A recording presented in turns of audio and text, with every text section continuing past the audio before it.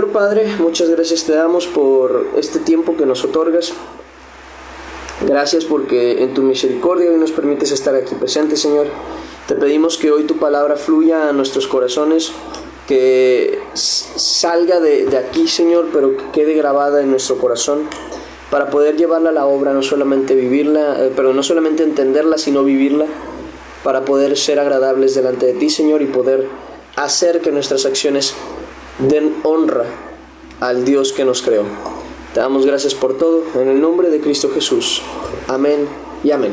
Muy bien, dice la palabra del Señor, vuelvo a repetir, ¿en dónde? Primer libro de Reyes, capítulo 20, versículo 13, dice de la siguiente manera: y he aquí, un profeta vino a Acab, rey de Israel, y le dijo: así ha dicho Jehová, ¿has visto esa gran multitud? He aquí, yo te la entregaré hoy en tu mano, para que conozcas que yo soy Jehová. Y aquí me voy a detener un segundo. Es que fíjense la fidelidad de Dios, que es algo que yo a veces me sorprendo, pero claro, tiene sentido para mí, porque lo he visto no una vez, sino cientos de veces, como el Señor una tras otra es traicionado por nosotros, y Él una tras otra sigue siendo fiel. Como siempre de alguna manera le volvemos a fallar, volvemos a hacer lo que no debemos, volvemos a equivocarnos, volvemos a alejarnos de Dios, y al final de cuentas Él sigue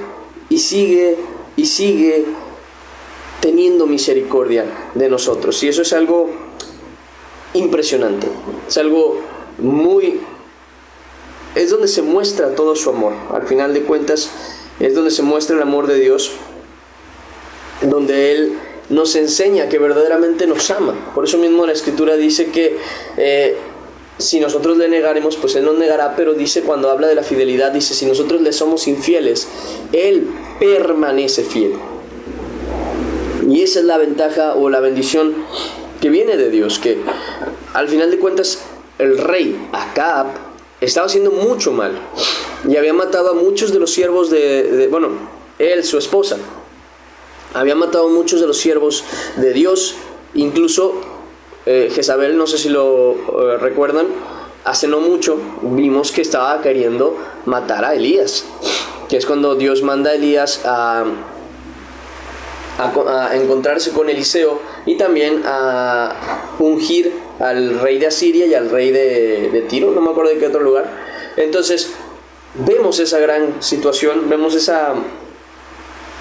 gran pecado de Acab y de su esposa Jezabel, y aún con todo y eso llega en este momento y le dice: ¿sabes qué?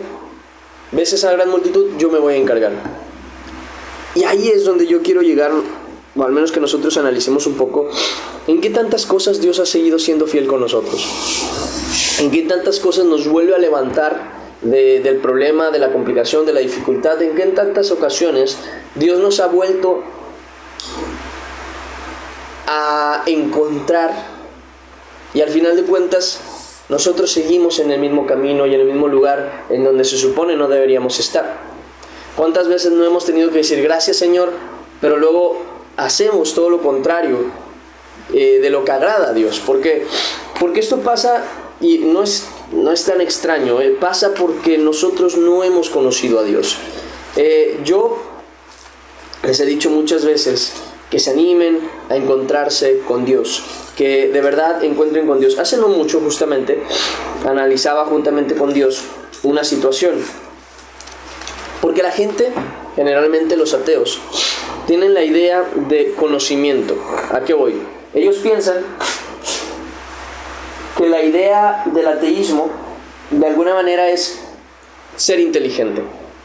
De alguna manera ellos piensan que si algo no se puede probar o comprobar, no tiene validez. El detalle, y en el que luego muchas veces entramos, es en decir: bueno, es que Dios no se puede probar a la manera de lo que se prueba en la ciencia, y eso es verdad. Dios no puede ser comprobado tal y como se comprueba aquí, porque les voy a dar un ejemplo.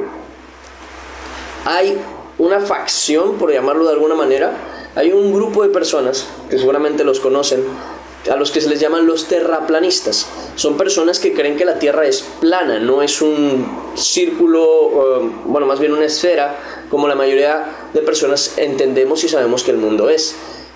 Sino que piensan, tal y como se pensaba en la antigüedad, que el mundo es plano.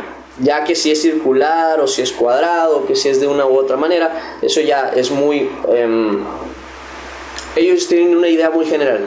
Pero tiene esa idea de que el mundo es plano, a pesar, y ahí voy, de todas las pruebas y de todos los experimentos y todas las cosas que se pueden comprobar que la Tierra es esférica, o que mínimamente es lo más obvio. Ahora bien, ¿por qué ellos no lo creen? Simple, porque para ellos comprobar que la Tierra es esférica y que el agua se puede mantener en una esfera sin irse hacia un lado o hacia el otro, o que se puede, mil y un cosas que ellos tienen, no se pueden comprobar en laboratorio, a lo que ellos llamarían una prueba empírica, o sea, algo que se puede ver aquí, que se puede hacer a escala, vamos a decirlo así.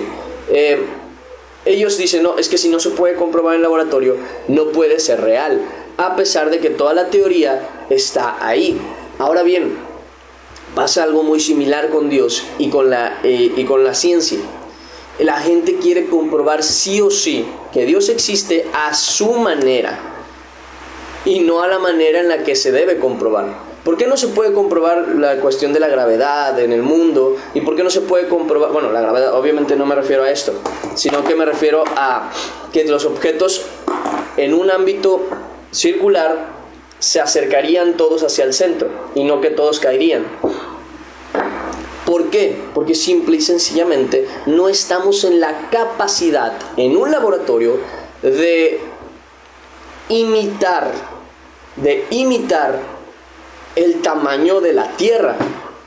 Porque si pudiésemos imitar el tamaño de la Tierra en un lugar que pudiéramos observar, pues ciertamente podríamos comprobar todas las cuestiones que ya se han ido, por así decir, probando o demostrando o aclarando.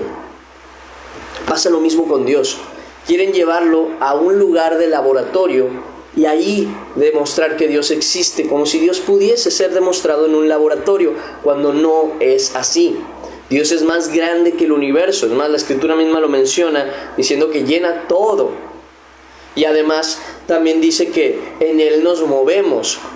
En otras palabras, me acuerdo que hace mucho tiempo yo le daba este ejemplo, y bueno, voy a aprovechar hoy, como la vez pasada que dibujamos algo. El por qué no podemos ver a Dios es bastante simple. Es una cuestión de perspectiva, y no solo de perspectiva, sino también de escalas. ¿A qué voy con esto? Me explico. Cuando alguien te dice, mira la Tierra, o sea, mira el planeta Tierra, tú desde aquí no puedes ver el planeta Tierra. Aunque tú quieras, tú puedes voltear al suelo y ver la Tierra, el piso. Tú puedes voltear hacia enfrente y ver muchas partes de la Tierra, pero tú no puedes ver el planeta completo, en su totalidad. Por eso mucha gente piensa, y por eso vuelvo a lo mismo, existen los terraplanistas. ¿Por qué? Porque no pueden ver la Tierra en su totalidad para comprobar que es esférica, vamos a decirlo así. Pero ¿por qué pasa esto? Simple, perspectiva. Es imposible que una persona que está así, vamos a decirles un punto, pueda lograr observar la totalidad de lo que está alrededor de él. Ahora bien, les doy el mismo ejemplo. Voy a hacerlo en una hoja más centrada. Les doy el mismo ejemplo. Si este punto somos nosotros. Ahí, ¿dónde está el punto? Aquí está. Si este punto somos nosotros y esta es la Tierra, nosotros no podemos ver en su totalidad el planeta al final de cuentas. ¿Por qué? Porque aunque queramos, vemos una parte de él. Vemos un pequeño cacho de él. Ahora te dicen, mira el universo, tú volteas aquí y ves una parte del universo, pero todo lo demás se te escapa. Y además, con definición, no puedes lograr ver las estrellas, los universos. ¿Por qué? Porque el universo es incluso más grande que la Tierra. Y tenemos una idea y una perspectiva hacia donde miramos, pero todavía hay mucho que no podemos ver en su totalidad. Ahora imagínense, si no hemos podido ver la totalidad del universo, no hemos llegado a observar la totalidad del universo, pero estamos en el universo, Dios es incluso mayor que el universo. Dios está incluso en toda esta área. Este es el universo en su totalidad. No lo hemos llegado a observar por completo. Todavía no entendemos cuál es el límite del mismo. Resulta ser que hace no mucho tiempo se descubrió que todavía el universo era más antiguo de lo que pensaban, porque nuestra vista no llega hasta allá. Tenemos una idea de hasta dónde llega el universo, pero no lo hemos logrado comprobar. Ahora bien, si Dios está más allá de todo el universo, ¿cómo quieren verlo, observarlo y entenderlo? Si simplemente no podemos por perspectiva. Nosotros apenas podemos entender nuestro mundo.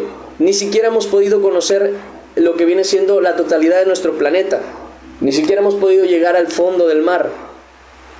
No hemos podido entender todas las estrellas, ni planetas, ni todo lo que existe alrededor. Pero queremos entender, pero quieren comprobar y entender a Dios por medio de la ciencia. Es absurdo. Si no hemos podido entender la totalidad del universo en el que estamos, ¿cómo vamos a entender la totalidad de Dios en el cual el universo existe?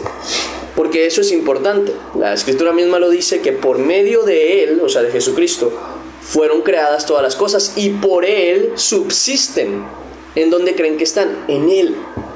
Entonces, si en Él estamos, y por eso dice que en Él nos movemos, eso está en Hechos, es imposible que ellos lo logren ver. Ahora bien, hay muchas cosas con las que se puede comprobar la existencia de Dios. Y aquí está todo el libro teórico. Aquí está toda la teoría que necesitan para llevar a cabo el experimento. ¿Sabes qué necesitan? Los ingredientes perfectos. Necesitan la fe. Necesitan el amor.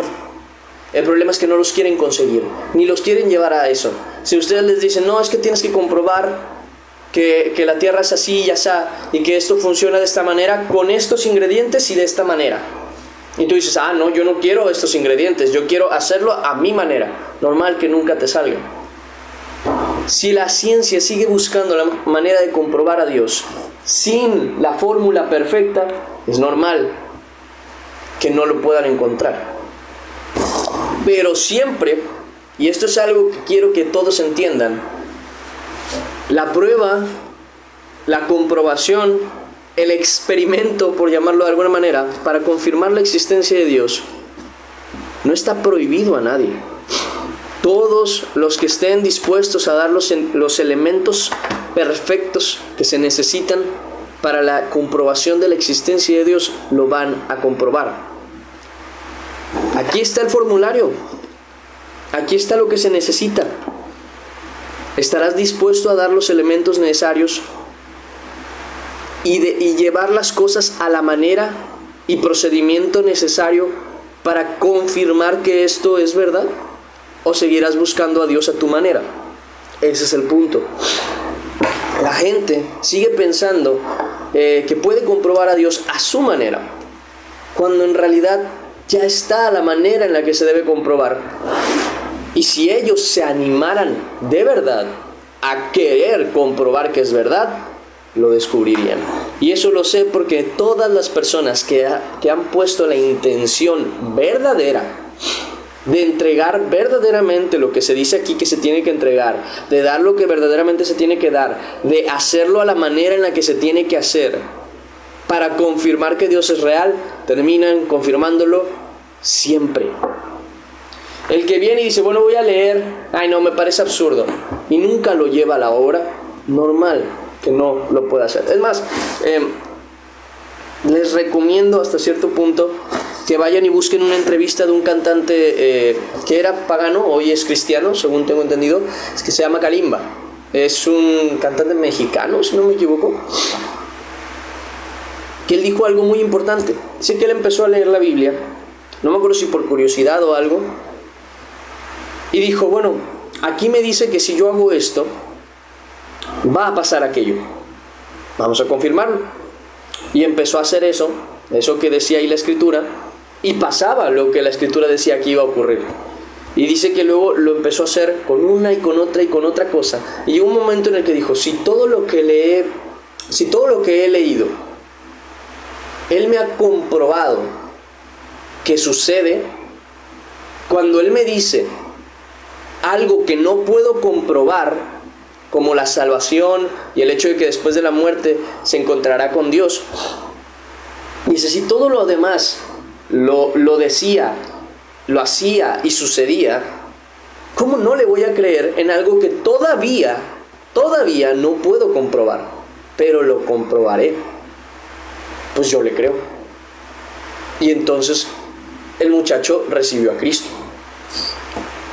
Y ahí está el punto. No se han animado a conocer de Dios. Pero bueno, ese es un tema que les comento como tomando esa referencia. Y pasa lo mismo con nosotros.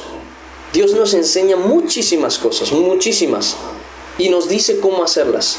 Y si nosotros obedeciéramos al procedimiento, veríamos las maravillas de Dios. Si cuando vemos un experimento en física, no sé si lo han llegado a ver, o en química incluso, que traen un líquido y luego ese líquido le echan no sé qué cosa y ¡pum!, cambia de color o hace una reacción en específico. Si ese procedimiento no se hace tal y como se menciona, no va a suceder. Con nosotros pasa muchas veces igual, solo que con la gran diferencia de que hay un tercero que actúa aquí. Y muchas veces, aunque no llevamos el experimento como debería y no hacemos las cosas al pie de la letra como se debería, aún con todo y eso Dios permite que las cosas buenas sucedan, pero no para siempre. Es por misericordia que lo hace. En otras palabras, nosotros tenemos que aprender a dejar que solamente Dios sea fiel. Nosotros tenemos que empezar también a tener fidelidad a Dios. Dios ha sido muy bueno, y yo personalmente puedo decirles que Dios quita las cuestiones de nuestras vidas, las ganas de tomar, las ganas de ver, las ganas de hacer cosas que le desagradan. Pero cuando nosotros ya estamos ahí, sin esas ganas cuando ya no tenemos esa intención, ahora depende de nosotros confirmar y corroborar que realmente nuestro interés era estar con Dios. Ya no tenemos el vicio, ya no tenemos el problema. Bueno, entonces ya voy a buscar a Dios. Ya no tengo el interés en esto. Ahora necesito llenarme de alegría, de gozo, de felicidad. Ahora tengo dos opciones.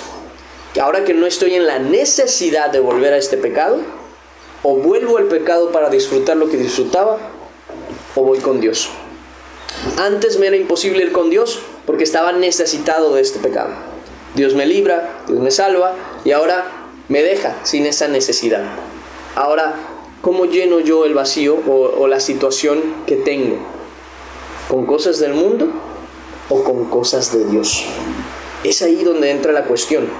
Porque muchas veces vamos a estar en un momento en el que vamos a decir, ok, hago algo que me va a dejar totalmente separado de Dios. ¿Por qué? Porque ocupa mi tiempo, ocupa mi espacio, ocupa mis horas, ocupa mis ojos, ocupa mis oídos. No puedo estar con Dios en ese momento, ni puedo compartir ese momento con Dios. O busco estar con Dios.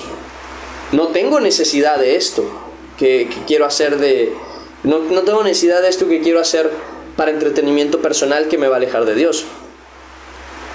Sí tengo necesidad de Dios, pero como Dios me ha sustentado, me ha levantado, me ha llenado, pues no me siento necesitado en este momento. Entonces yo puedo ir a lo que de verdad sé que me conviene con Dios, o puedo dejarme llevar por lo que sé que me va a empezar a perjudicar, porque me va a empezar a alejar de Dios. Ahí está la decisión que nosotros tenemos que tomar. ¿Hacia dónde ir? El bien y el mal, dice la Escritura, lo he puesto delante de ustedes. Escoger. Porque ahora que no teníamos necesidad de pecado, podemos escoger si pecamos o no. Adán y Eva es el gran ejemplo de eso. Adán y Eva no nacieron en pecado.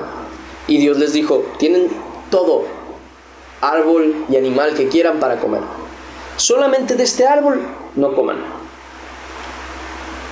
Y ellos vieron todo, pero vieron el árbol del bien y del mal, que era apetecible. Se veía bueno para comer. y sin pecado, ni necesidad de pecado, como estamos nosotros, que nosotros estamos medio atados al pecado, por así decirlo, sujetos en esclavitud al pecado. Ellos en su libertad pecaron contra Dios. Nosotros en nuestra libertad debemos entregarnos a Dios para dejar nuestra infidelidad, para dejar nuestra maldad, para dejar nuestra pérdida de tiempo, que la Escritura también habla de la pérdida de tiempo, donde dice en Efesios, si no me equivoco, Efesios capítulo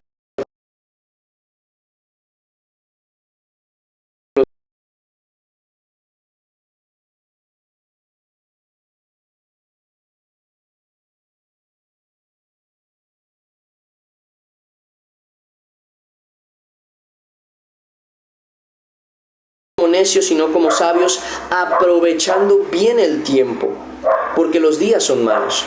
En otras palabras, no tenemos que estar perdiendo el tiempo, ocupando el tiempo en lo que no nos beneficia. Es ahí donde nosotros tenemos que empezar a tener fidelidad para con Dios. Se los pongo bien fácil. En un matrimonio se pueden hacer mil y un cosas. Mil y un cosas. La peor o de las peores que puedes escoger hacer con tu pareja es ver una película o una serie, porque aunque parece una buena opción, no hay interacción entre tú y tu pareja.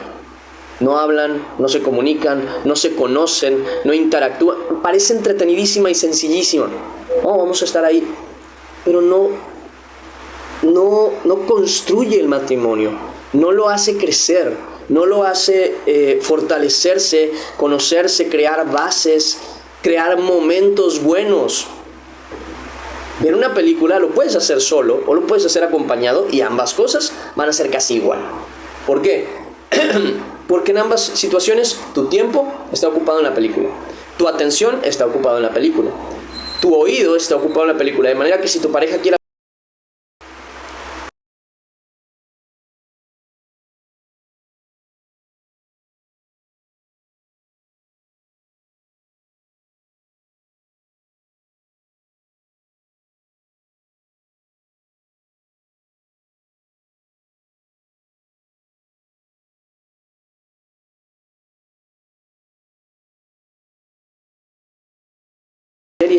series, ¿qué construyó en ustedes si no hay una retroalimentación después de eso? Si después, les voy a decir, lo bueno de ver películas y series con la pareja no es el estarlas viendo, es que después de eso puedan hablar de ello, porque eso es lo que permite que ustedes tengan una interacción. Pero si solamente ven películas y se van a dormir y no vuelven a tocar el tema, de nada les sirve. ¿Saben qué es lo que van a hacer? Debilitar el matrimonio, porque empiezan a hacer cosas que no fortalecen la relación. El platicar fortalece la relación. El tratar de hacer algo juntos, fortalece la relación. Algo tan sencillo como hacer un mueble, o un escritorio, o pintar la casa, o hacer mil y un cosas juntos, eso fortalece una relación porque crea vínculos y crea momentos y crea buenos recuerdos. Y la serie, no más. Por el cariño que uno tiene a la película, pero luego y el otro,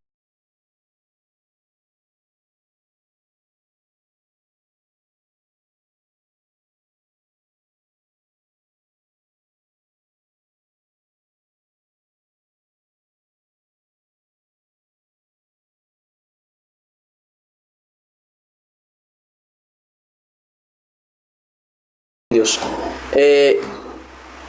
que simplemente no me están ayudando a crecer con Dios, me están ocupando demasiado tiempo y no hay nada que yo pueda compartir con Dios. Solamente estoy debilitando mi relación con Dios, solamente estoy lastimando la relación que tengo con Dios. Todo lo contrario, tengo que buscar qué hacer con Dios. ¿Qué le agrada a Dios? Eso le agrada. Ok, eso lo voy a hacer. Eso es lo que tengo que hacer con Él. Tengo que crear buenos momentos con Él. Y Él es agradable, al final de cuentas. Así que, entre más cerca de Él esté, más agradable va a ser el momento, más agradable va a ser la situación, más divertido va a ser, pero va a ser hasta que le dé el tiempo debido, porque llegado su momento, todo eso que he hecho con Dios traerá fruto, traerá resistencia a la relación que tengo con Dios, traerá confianza y fe a Dios. El hacer o tener proyectos con Dios construye tu fe, agranda tu relación con Él, refuerza tu fidelidad a Dios. Pero si tú de plano solamente haces lo mismo que podrías hacer con cualquier otro, cuando te sientas en la necesidad, a lo mejor ni busques a Dios. Así como con lo de las películas y las parejas, hay cosas que solamente puedes hacer con tu pareja. Porque, por ejemplo, y me refiero a los casados, como viven juntos, solamente ustedes pueden limpiar su casa. Que otra persona venga y te ayude a limpiar a limpiar o a pintar la casa, él ya no está limpiando su casa ni pintando su casa. Tú estás pintando y limpiando tu casa y alguien te está ayudando a limpiar tu casa. Pero que limpien ambos su casa al mismo tiempo, solamente lo puedes hacer tú y tu pareja. Que pinten, arreglen, modifiquen. Y a veces yo sé que al hombre como que no le dan muchas ganas de ese tipo de cosas. Y estoy consciente. A veces es como que, pues ya sí está bien, ¿para qué le mueves? Pero ese es el punto también. Sacrificar algunos gustos personales por pasar el tiempo con esa persona. ¿Y qué va a suceder al final? Que van a poder tener un buen recuerdo que fortalece la relación. Porque toda dificultad, cuando se logra, trae una satisfacción. ¿Que fue difícil construir tal mueble? Sí, pero mira qué bonito quedó. Y eso lo hice con mi pareja. Y eso lo hice con la persona a la que amo. Eso toma valor. Pasa lo mismo con todo lo demás. Todo lo demás que hacemos y todo lo demás que aprendemos. El simple y sencillo hecho de sentarte con tu pareja y escuchar un rato lo que piensa, lo que aprendió. A lo mejor ella combinar y tú estás escuchando.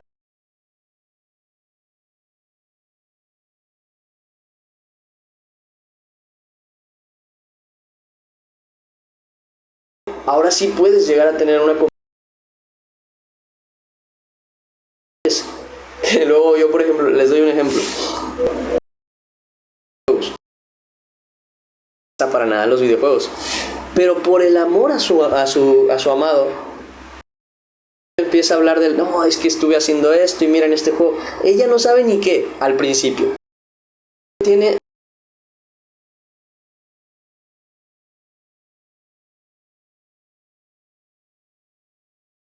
veces no le vamos a entender a nada de lo que nos está diciendo. ¿Qué quiere decir eso tú? ¿Y para qué me sirve? ¿O de qué? Pero por amor a él vamos a tener que estar escuchando y escuchando más. Pero va a llegar un momento en el que le vamos a entender. Vamos a empezar de verdad a dialogar con él. Todas esas cosas que yo les he enseñado y muchas veces cosas que he hablado con ustedes y que les he dicho, he estado hablando con Dios sobre este tema y Él me enseñó esto. No crean que nació de la noche a la mañana, no es como que, pues bueno, vamos a hablar, ¿no? Lleva un rato que no hablamos. No, es una cuestión constante en la que yo lo estuve escuchando y escuchando y escuchando y escuchando y yo no entendía nada de lo que me decía. Pero llegó un momento en el que con la costumbre de estar escuchando su palabra, de estarlo escuchando a Él, Él también me abre el entendimiento y entonces empiezo a dialogar con Él. Oye, y sobre este tema, oye, y sobre esto, y empiezo a llegar a conclusiones y verdades que están escritas, pero que eran imposibles de entender para mí al principio. El por qué nos creó como nos creó, por qué Adán y Eva pecaron a pesar de ser sin pecado, por qué no creó al hombre perfecto a la perfección desde el principio. Todo ese tipo de cosas a las cuales, gracias a Dios, hoy tengo conocimiento y entendimiento, cómo funciona la Trinidad, todas esas cosas que a veces nos quedamos como que, bueno, ¿y esto cómo funciona? Son cosas que no entiendes al principio, cosas que no comprendes al comienzo. Igual que como, vuelvo a lo mismo, como cuando con tu pareja hablas cosas que no sabes tú qué onda. Pero cuando tú le das el tiempo y el amor para escuchar a esa persona con atención, llega un momento en el que le vas a entender y vas a poder dialogar con él o con ella. Pasa exactamente lo mismo acá. A veces no entendemos nada de lo que dice el Señor, nada de lo que nos cuenta, nada de lo que nos explica, nada de lo que vemos, pero por el amor que le tenemos lo seguimos escuchando y va a llegar un momento en el que lo vamos a entender. Y cuando lo entendamos vamos a dialogar, y cuando dialogamos vamos a entender más. Por eso la Escritura habla en cuanto al entendimiento diciendo lo siguiente, no me acuerdo si dice, atención los que oís, dice, porque al que mucho se le ha dado, más se le dará. Al que mucho tiene, más se le dará, y al que no tiene, aún lo que tiene le será quitado. Y eso hablaba cuando explicaba lo de las parábolas. Él decía que dichosos son ellos los que oyen y entienden, porque a los otros solamente se les habla en parábolas. Pues está escrito que al que tiene se le dará, y al que no tiene, aún lo que cree que tiene se le será quitado. En otras palabras, el que tiene conocimiento de Dios adquirirá más conocimiento de Dios.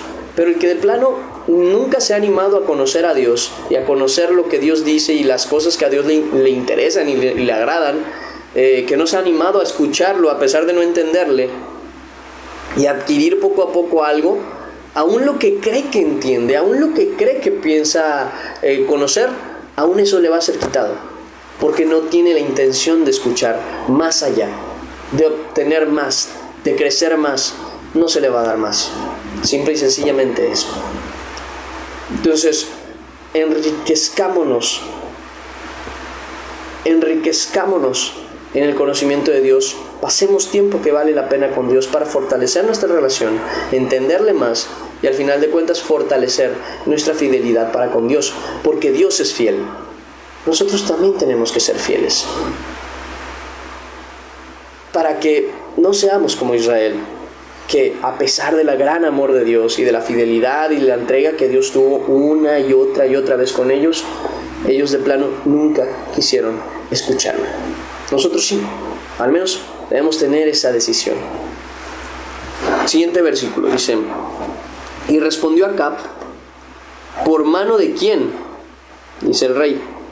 Y él dijo: así ha dicho Jehová, por mano de los siervos de los príncipes de las provincias. Y dijo Acab: ¿quién comenzará la batalla?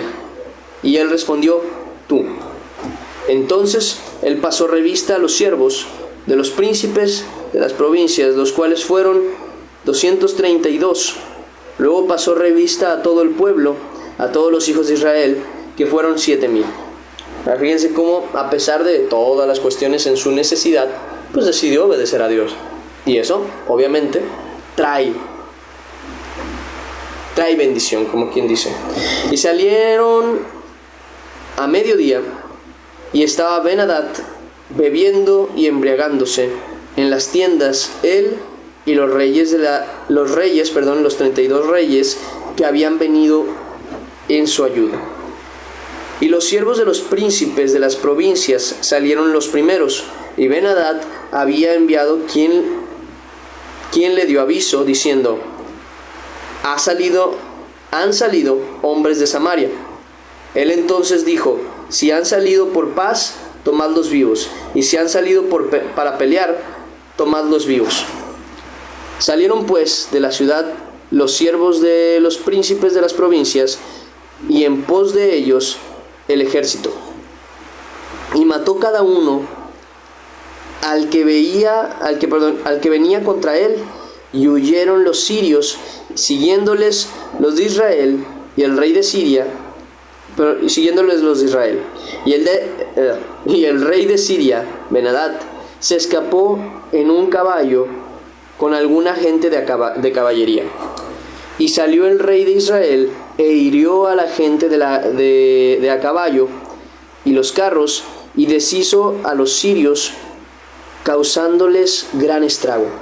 Vino luego el profeta al rey de Israel y le dijo: ve, fortalécete y considera y mira lo que hagas. porque pasado un año el rey de Siria vendrá contra ti. O sea, fíjense cómo le da la victoria, hace escapar al rey de Siria, que venía con más potencia que el de Israel solamente por la misericordia de Dios. Literalmente, Israel no se merecía la salvación. Israel no se merecía que les hicieran ese milagro. Y aún con todo y eso Dios le fue fiel. Y allí va lo que decía de la fórmula. ¿Qué le dijo Dios? Ve a pelear, sal tú primero y que vayan los príncipes de las provincias delante. Él hizo caso y el resultado de la fórmula, del experimento, fue exactamente el que Dios decía. ¿Por qué? Porque hizo caso, primero que nada con los ingredientes, la fe, la confianza, luego con la fórmula, que es la manera en la que se iba a hacer, y al final el resultado, pues obviamente fue el correcto. Eso pasa exactamente con todas las cuestiones y eso es lo que yo mencionaba, que muchas veces la gente que no cree en Dios es porque no está en la disposición de hacer el experimento tal y como la fórmula lo dice, tal y como la palabra de Dios lo dice. Y como no lo hacen así, pues no les sale y dicen, no es verdad, y lo tiran. Y nunca comprueban que Dios existe porque simple y sencillamente no quieren hacer caso a lo que dice la palabra de Dios. Por eso mismo de la gente que no cree en Dios, Dios no los llama de otra manera que es necios. No los llama de otra manera que necios. Les dice, dice el necio en su corazón, no hay Dios, porque simplemente no quiere hacer caso a lo que existe. Y hace poquito justamente decían eso, ¿no? De que es que si Dios existiera no habría necesidad de creer en Él, sabríamos. Ay, por favor, sabemos que el mundo es como es y aún así hay gente que no lo cree. La cuestión del creer es una cuestión muy personal. Más bien, del no creer es una cuestión muy personal. El creer lo ves todo, entiendes todo porque lo estás viendo. La maravilla de Dios, la creación de Dios, la firma de Dios está en cada una de las cosas que existen. Que lo queramos ver, eso ya depende de nosotros. Porque el poder ver, el ver, nosotros no necesitamos hacer nada para ver. Para ver no necesitamos hacer nada, podemos ver, es automático. Pero el dejar de ver sí es nuestra decisión. Es nuestra decisión tapar nuestros ojos. Y muchas veces pasa así con Dios. Todo está ahí, todo se ve, todo es obvio. Pero preferimos no ver. Para darnos cuenta no necesitamos hacer nada más que darnos cuenta, ver las cosas, entender las cosas, hacer caso a lo que dice la Escritura y vamos a confirmar que lo que se habla es verdad.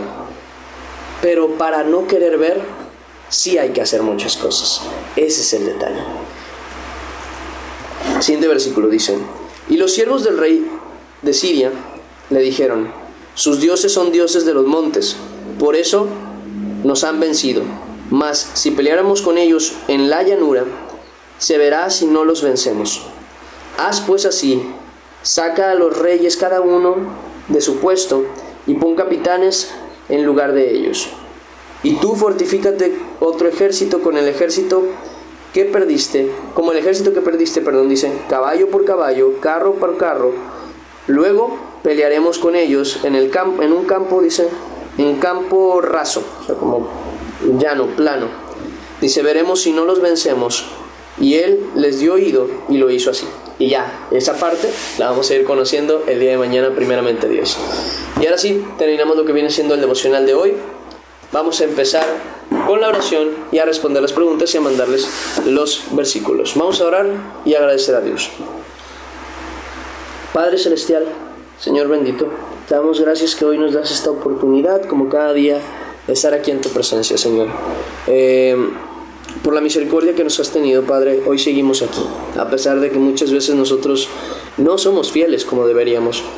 Pero tú sigues manteniéndote fiel, Señor. Sigues dándonos el pan de cada día, sigues guardándonos cada mañana, sigues teniendo misericordia por nosotros. Siempre, Señor. Y es algo que simple y sencillamente no podemos hacer más que agradecerte. Padre Celestial, te pedimos que nos permitas llevar a la obra lo que tú nos pides, lo que tú nos dices, para comprobar las maravillas de tu gloria, Señor.